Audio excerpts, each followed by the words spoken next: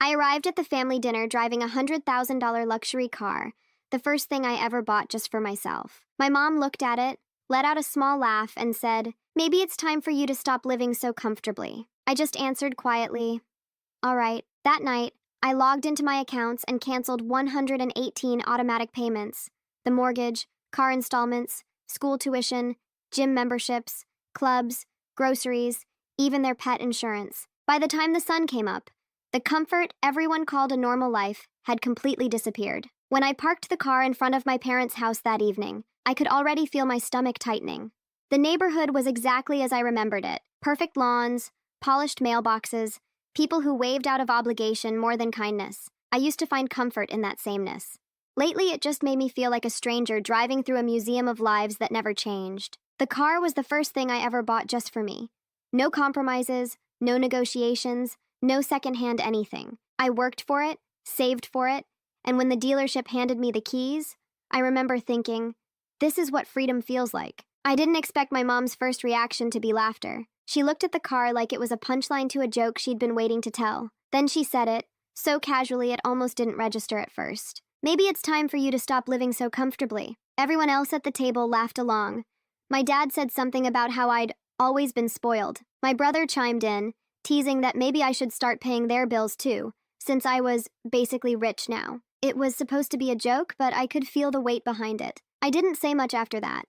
I just nodded, smiled when I needed to, and let their words sit in my chest until they started burning. By the time dessert came out, I already knew I wasn't coming back for a long time. That night, when I got home, I didn't cry. I just sat at my desk and opened my laptop. The glow of the screen felt cold and steady, the opposite of the dinner table's noise. My fingers moved almost automatically. Bank app, accounts, payments. One by one, I started canceling everything. The mortgage, canceled. The car installments, canceled. The tuition payments for my niece's private school, canceled. My mom's gym membership, my dad's golf club fees, the grocery deliveries I'd been covering for months, even the pet insurance for their dog Daisy. There were 118 automatic payments in total. It shocked me how much I'd been carrying without realizing it. Every transaction was like a string tying me to them, and I'd spent years pretending it didn't matter because that's what family does. But it did matter. It mattered a lot. When the last cancellation confirmation appeared, I closed the laptop and sat there in silence. My hands were shaking, but not from fear. It was something else. Relief, maybe. Or exhaustion from years of being everyone's safety net while pretending I didn't need one myself. By morning, I had erased every trace of the financial comfort they took for granted. When the sun came up, I walked to the window and looked at the car parked outside. For the first time, I saw it not as a luxury, but as a symbol of everything I'd been accused of: comfort, selfishness, distance. I thought about selling it. Then I didn't. I wasn't going to let their resentment rewrite the meaning of something I'd worked for. I checked my phone. No messages yet, but I knew they'd come soon. By noon, the calls started. First from my mom, then my brother, then my dad. I didn't answer any of them. I just watched the screen light up over and over until it finally went silent. Then came the texts. Short, panicked, confused. Mortgage payment bounced. Is there something wrong with your account? Did you change cards? Call me, now. I didn't reply. I couldn't. Every message felt like a tug at the same invisible chain I'd spent the night cutting. Around 3 p.m. And my mom finally sent one that made me stop scrolling. "I don't know what's going on, but if this is about last night, you're being childish." Childish. That word hit harder than I expected. I'd spent my entire adult life trying to prove I wasn't. The promotions, the long hours, the weekends spent fixing their problems instead of living my own. None of that had ever been enough. The truth was, they only saw me as responsible when it benefited them. The moment I made a decision they didn't approve of, I was a selfish kid again. I turned my phone face down and sat on the couch. The house felt too quiet. I realized I'd built this entire space to be something they'd approve of. Neutral tones, expensive furniture, nothing too bold. Suddenly, it all felt staged, like I'd been living in someone else's idea of success. I ordered takeout and ate it straight from the container. No table setting, no pretense. It felt strangely liberating. Around sunset, there was a knock on the door. I didn't even need to look through the peephole. It was my mother. She didn't waste time with small talk. She asked if my bank had been hacked. I told her no. Then she asked why all the payments were canceled. I said it was because I was done. She looked at me like I'd spoken another language. Done with what? I told her I was tired of being the only adult in the family, tired of fixing things that shouldn't be mine to fix, tired of being thanked only when they needed something. She didn't argue. She just stared, her mouth tight, her eyes flicking around the room like she was searching for proof that I'd lost my mind. Then she said, almost softly, "We never asked you to do all that." That was the part that broke me. Because it was true, in a way. They never asked. They just expected. And I kept giving, thinking that if I gave enough, maybe I'd finally feel like part of something. After she left, I sat in the dark for a long time. I wasn't angry anymore, just hollow. I checked my email before bed. 47 unread messages. Most of them automatic notifications about failed payments and account changes. The rest were from my family. My brother wrote that I'd ruined everything. My dad's message was just one line. "We thought you were better than this." I closed my laptop and tried to sleep, but my mind kept circling the same question. What if they were right? What if I wasn't better than this? Then another thought crept in. What if I finally was? The next morning, I woke up to silence again, but this time it wasn't peaceful. It was heavy, the kind that fills every corner of a room and reminds you that something has changed for good. I made coffee and opened my banking app, almost out of habit. The balance looked strange, higher than I'd seen in months. For years, it had been a blur of withdrawals and transfers, endless lines of expenses that weren't even mine. Seeing it still felt wrong, like looking at money that didn't belong to me even though it did. I closed it and tried to focus on work, but concentration wasn't possible. My email pinged every few minutes. Mortgage companies, utility providers, schools, they were all asking for updated payment information. I could almost hear the chaos spreading through my family's week. Around 10 a.m., my brother showed up. He didn't even knock properly, just banged on the door until I opened. He looked furious, the kind of anger that hides fear. He demanded to know what was wrong with me. I told him nothing was wrong. I was just done paying for everyone else's lives. He said I was being dramatic, that no one forced me to do it. I told him that was the problem. They didn't have to force me because I'd been trained to say yes before anyone even asked. He didn't like that. He told me our parents had given me everything, that I owed them for it. I asked him when everything stopped being emotional support and started being invoices. He had no answer. He just shook his head and said Mom was crying, Dad was furious, and that I'd better fix this before things got worse. When he left, I sat by the window, trying to steady my breathing. I wasn't used to being seen as the villain, but maybe that was necessary. Maybe it was the only way for them to finally see me as a person instead of a bank account. By the afternoon, the group chat lit up again.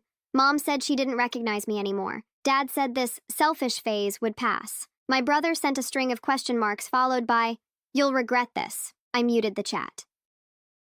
Later that night, I took a long drive with no destination. The city lights blurred by, and for the first time in years, I wasn't calculating, budgeting, or planning. I just drove. When I stopped at a red light, I realized something. Every major decision in my life had been shaped by guilt. The career I chose, the city I lived in, even the people I dated, all of it built around keeping other people comfortable. The idea of living for myself felt almost wrong, but I couldn't unsee it now. When I got home, there were voicemails waiting. My dad said they might have to sell the house if I didn't come to my senses. My mom said they couldn't believe I'd actually turn on my own family. I didn't respond. Instead, I sat on the edge of my bed and started writing down every recurring expense I used to cover. Not to reinstate them, just to see it clearly. The numbers formed a pattern: mortgage, tuition, utilities, insurance, groceries. My handwriting got shaky halfway through. Each line was a reminder of how far I'd gone trying to prove I was good enough for people who never saw me that way. By the time I finished, I realized it wasn't about the money. It never had been. It was about control. Theirs over me, mine over my guilt. And maybe for the first time in my life, I was the one holding the power. 2 days passed before my mom stopped calling. The silence that followed felt strange, almost like withdrawal. I kept expecting the phone to light up, for someone to need something, for me to step in and fix it, but no one did. Not anymore. The first night without any messages, I sat in bed and stared at the ceiling for hours. I thought I'd feel free, but mostly I just felt empty. I'd built my entire identity around being useful, reliable, generous. Without that, I didn't know who I was supposed to be. On the third day, I ran into my mom at the grocery store. I saw her before she saw me, standing in the frozen foods aisle, comparing prices on brands she used to buy without looking twice. Her hair was messy, her face tense. It hit me that she wasn't used to worrying about money anymore. I'd made sure of that. When she noticed me, she didn't smile. She just said, "I hope you're happy." I told her I wasn't, not yet. But I needed to be. She sighed, put the cheaper brand into her cart, and said, "You've always had to prove something, haven't you?" Then she walked away. I stood there for a long time after that. It was strange. She wasn't wrong. My whole life, I'd been proving I could handle things. I thought if I became indispensable, I'd finally earn respect. But what I earned was dependency. And now that I'd cut it off, everyone was angry, even me. That night, I went through old emails, tax receipts, transfer confirmations, every transaction I'd made on their behalf, line after line of evidence that I'd given up pieces of myself to maintain peace. Then I found one message from my dad, dated 4 years ago. It was short. "Thanks, kid. Don't tell your mom I needed help again." Something about that message broke me. It wasn't gratitude, it was secrecy. I had become their quiet solution, their invisible fix, and they'd all gotten comfortable pretending it didn't happen. I realized I'd been angry at the wrong thing. It wasn't just about money. It was about being invisible while carrying everyone's weight. The next morning, I decided to do something small but symbolic. I drove that same luxury car, the one that started all of this, to my parents' house. It sat gleaming in the driveway as I rang the doorbell. My mom opened the door, surprised but calm. I told her I was selling the car. She asked why. I said it wasn't because of guilt. It was because I wanted to start over, truly start over, with nothing tying me to that night. She didn't argue. She just nodded, almost relieved, and said she hoped I was making smarter choices now. I didn't respond. I just handed her a check, my final gesture. It covered 1 month of their bills, no more. I told her it was to give them time to adjust. When I turned to leave, she said, "We raised you better than this." I stopped at the door and said quietly, "No, you raised me to think love means debt." Then I walked out. Driving away, I didn't feel triumphant. I felt lighter, like something that had been weighing on me for years had finally started to dissolve. But underneath that lightness, there was something else, fear. Because if I wasn't their provider anymore, who was I supposed to be? The first week after cutting them off felt like learning to breathe differently. Every morning, I woke up expecting a message, a demand, some new crisis to handle, but my phone stayed quiet. The silence that once terrified me slowly began to feel like peace. Still, I didn't know what to do with all the space it left behind. I had built my life around responsibility. Without that constant weight, everything felt both calm and meaningless. I started walking in the evenings. Nothing fancy, just long walks around the neighborhood, watching people water their lawns or carry groceries inside. They all looked normal, ordinary, and I realized that was what I wanted. An ordinary life, not one built on obligation or guilt. On the 7th night, I came home to an envelope taped to my front door. My stomach tightened before I even opened it. The handwriting was my father's. Inside was a short note and a folded piece of paper. The note said, "Your mother is angry, but she doesn't understand. I do. I just wish you'd told us sooner. Take care of yourself. Dad." The folded paper was a photo of me and him from years ago, when I'd bought them their first car after college. We were both smiling, proud. Back then, I really believed I was doing something good. I sat at the kitchen table with the photo for a long time. My dad had always been quieter than my mom, more practical. Maybe he really did understand. Or maybe he just didn't want to fight anymore. The next morning, my brother called. I almost didn't answer, but curiosity won. His voice sounded different, tired, less angry. He said they were figuring things out. He'd picked up a second job. My parents were talking about downsizing. Then he asked, "Was it really that bad for you?" I told him yes, that I hadn't realized how deep I was drowning until I stopped swimming. He didn't say much after that. Just told me Mom missed me but didn't know how to say it. When the call ended, I sat there feeling something I hadn't felt in years. Hope.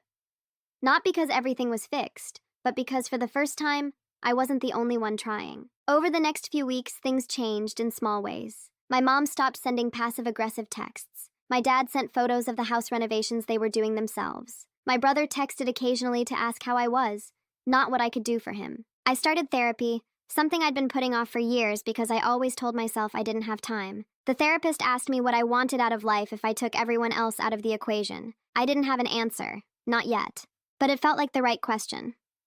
One evening, I sat in the driveway looking at the car, still unsold. The reflection in the window showed someone I barely recognized. Tired, yes, but calmer. That car used to be proof that I'd made it.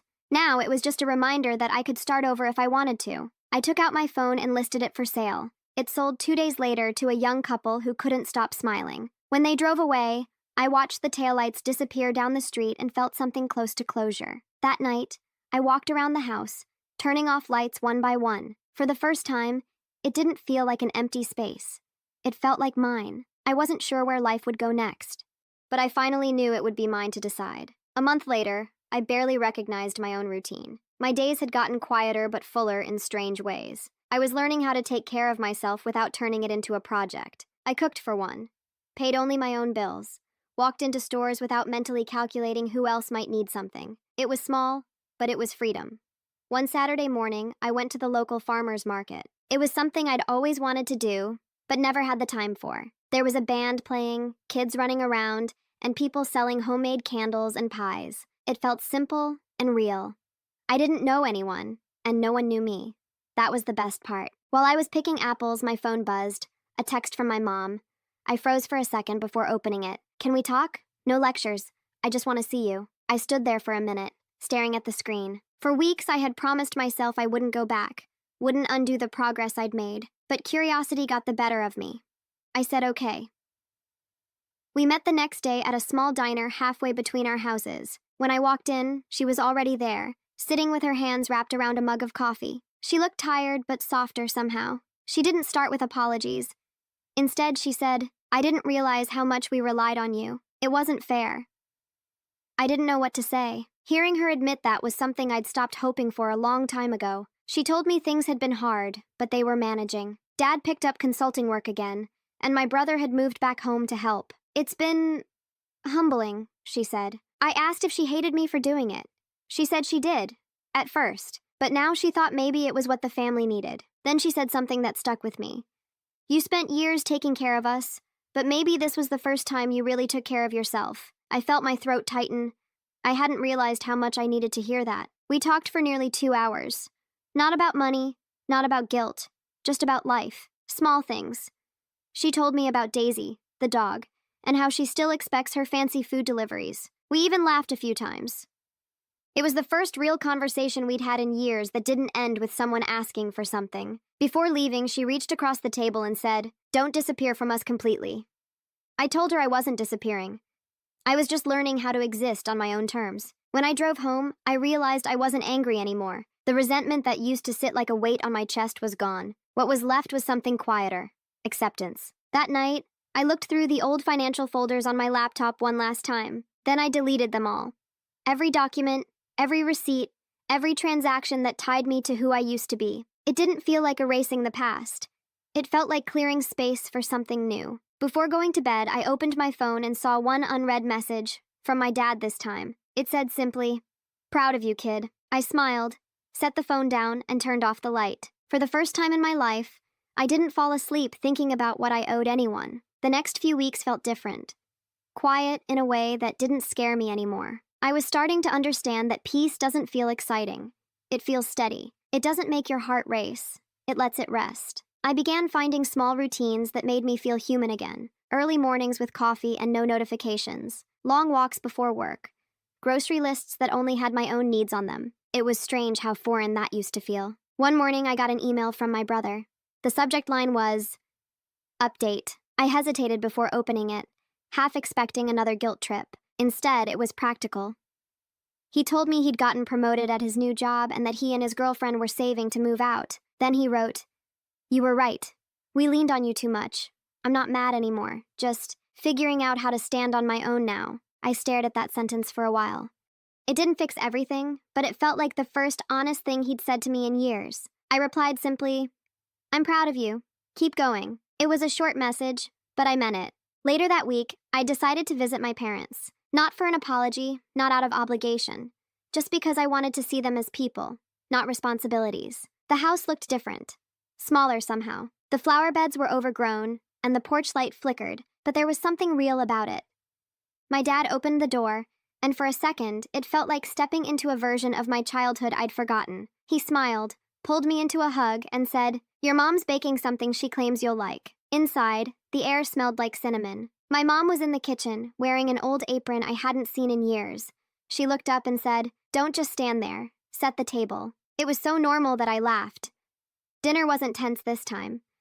There were pauses, yes, but comfortable ones. They told me about small things: their garden, my dad's new project, the neighbor who kept borrowing tools. No talk of money, no guilt. Halfway through the meal, my mom said she'd been thinking about getting a part-time job at the local library. I asked if she wanted to, and she smiled. I think it's time I did something for myself too. That moment hit me harder than anything else. For the first time, it felt like we were equals, 3 adults, all learning to take care of themselves. When I left that night, my mom walked me to the door. She didn't say much, just hugged me and whispered, "I'm proud of you, even if I don't say it right." The drive home was quiet. I rolled the windows down and let the cold air in. There was no heaviness in my chest this time, just a calm certainty that something had shifted for good. I realized that cutting them off hadn't been an ending, it was a reset. It forced all of us to grow up in ways we'd been avoiding. When I got home, I poured myself a glass of wine and sat on the floor, watching the lights outside flicker through the blinds. My life was smaller now, but it was mine, and maybe that was the whole point.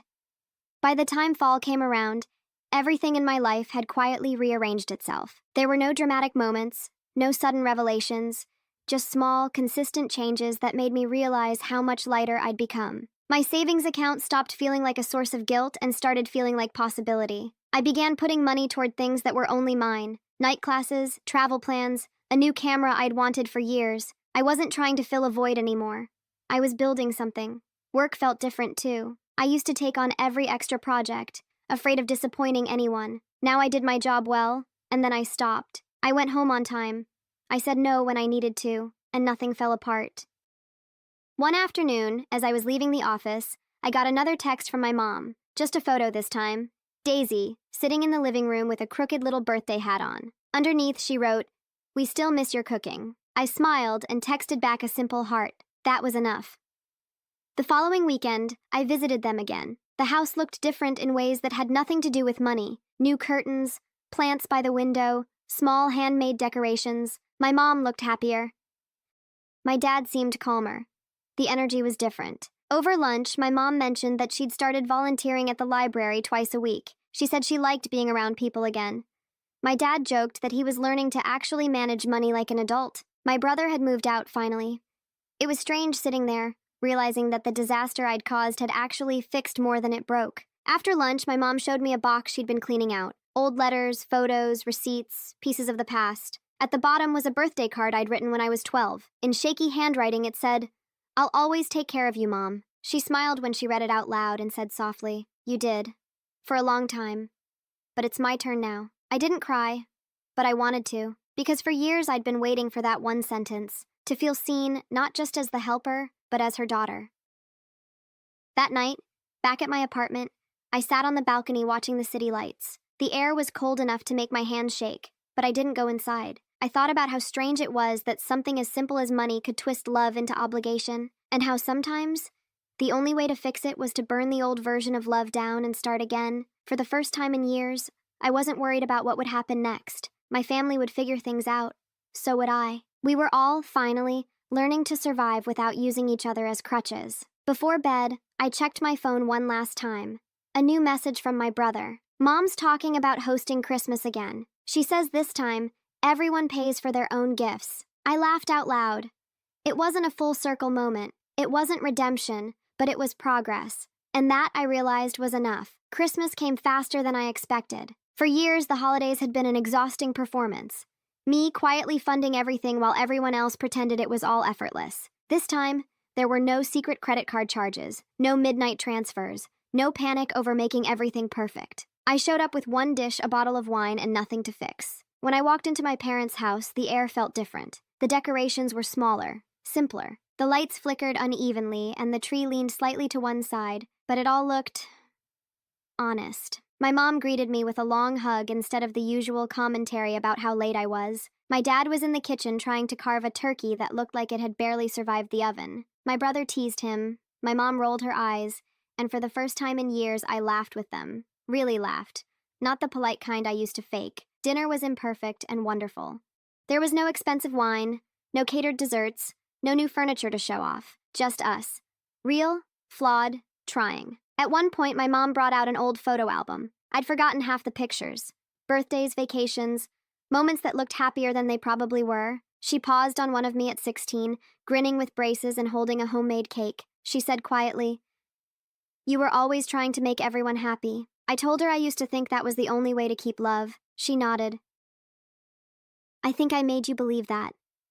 The room went quiet for a moment, but not uncomfortably so. My brother broke the silence by saying he was grateful I'd forced a family reset. He even smiled when he said it, which, coming from him, meant more than an apology ever could. Later, when everyone was cleaning up, my dad handed me a small box. I started to protest, thinking it was something expensive, but he said, "Just open it." Inside was a tiny brass keychain, engraved with my initials, nothing more. "It's for you," he said. "Not a house key, not a car, just a reminder that what's yours gets to stay yours." I didn't realize I was crying until my mom reached over and squeezed my hand. Driving home that night, the roads were nearly empty. The car I drove now was smaller, practical, a far cry from the luxury one that had started everything, but I loved it more. It was quiet, steady, mine. When I got home, I placed the keychain on my nightstand. It caught the light from the lamp and glimmered faintly. Simple, unremarkable, but heavy with meaning. I sat on my bed and thought about how far things had come. A few months ago, I was drowning in resentment and guilt, convinced I'd destroyed my family. Now, somehow, we were rebuilding something better, something honest. The strangest part was realizing I didn't need to be needed anymore. I could love them without carrying them, and they could love me without taking from me. I lay back, letting that thought settle. It felt final, but not like an ending. More like I'd finally stepped into the life that had been waiting for me all along. And for the first time in my adult life, I fell asleep feeling completely at peace.